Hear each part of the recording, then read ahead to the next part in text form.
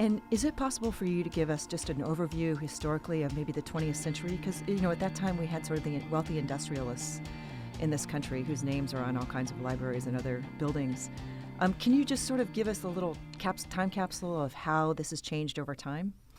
I mean, you're right. If we go back 100 years, there were the wealthy industrialists, the Rockefellers, the Carnegies, the DuPonts, and others.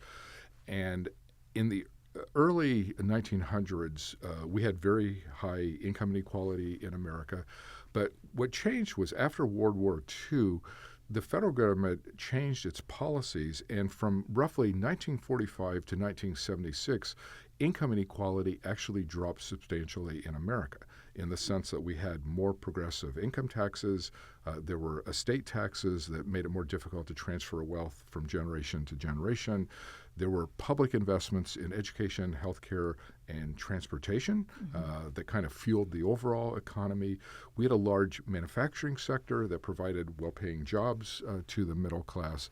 And then, of course, what happened in 1976 to the current period is many of those policies, many of those investment priorities got reversed. Our income taxes lost the progressivity that we had in an earlier time period. Housing became more expensive. Going to college became more expensive. Paying for health care became more expensive.